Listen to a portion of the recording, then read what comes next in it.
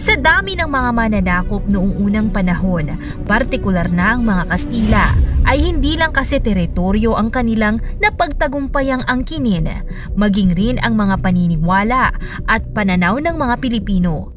Pero ano nga ba ang pagkakakilanlan ng Pilipinas bago pa man tayo sakupin ng mga Kastila? Ano nga ba ang pamumuhay ng ating mga ninuno? Ito ba ay mas maigi, tahimik at payapa? Sino nga ba ang mga Pilipino bago pa man iniba ng mga dayuhan ang ating mga nakagawian?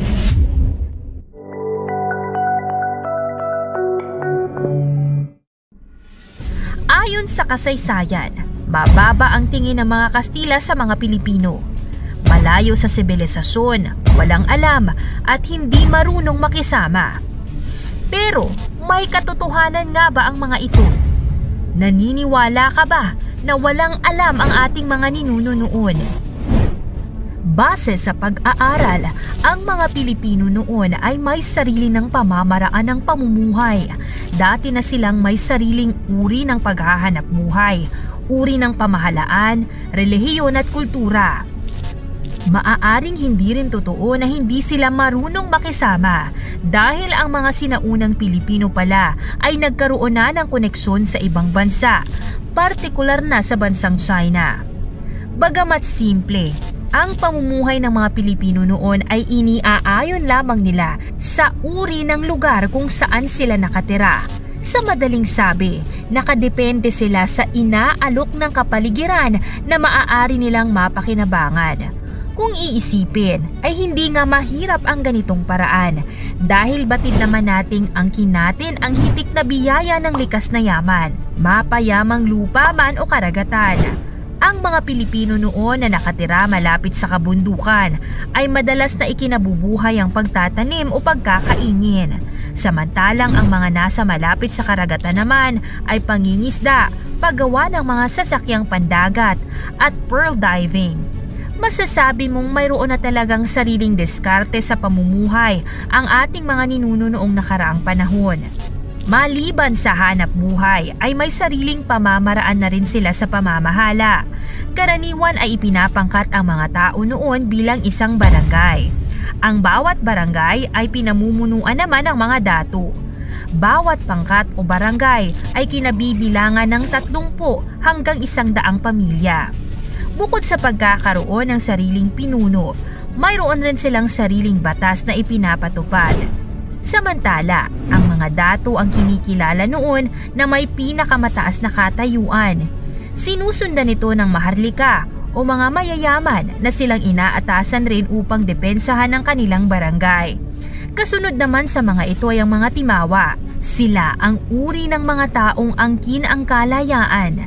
At ang panghuling pangkat naman ay ang mga alipin na may 2 uri. Ito ay ang aliping namamahay na may sariling mga kaanak, tahanan at naglilingkod lamang kung kakailanganin na siya ng kanyang may-ari. At ang isa pang uri ng alipin ay aliping sagigilid na silang walang kahit anong sariling pagmamay-ari.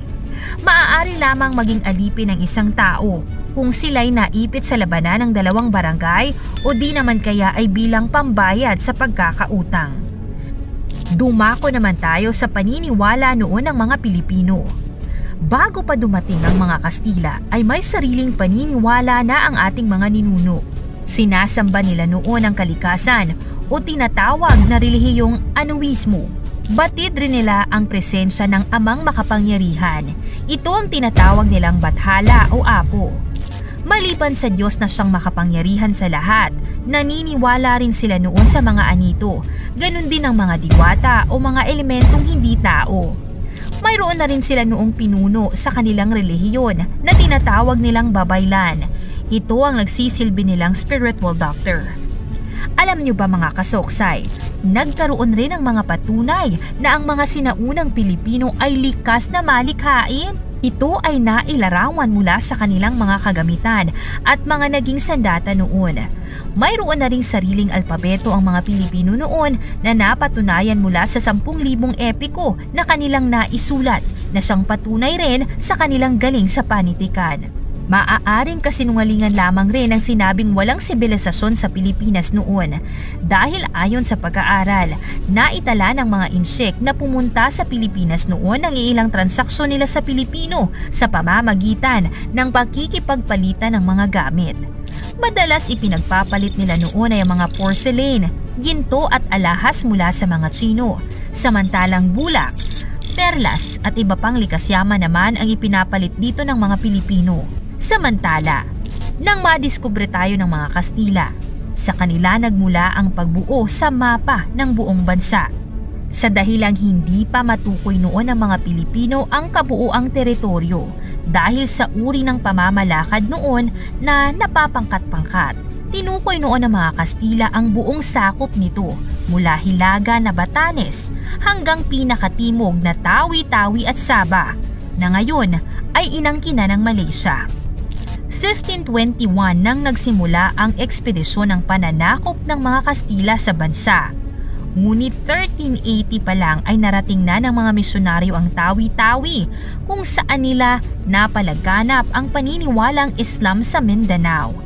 Halos 70,000 years na nang unang maitala ang pagkakaroon ng mga naninirahang tao sa Pilipinas.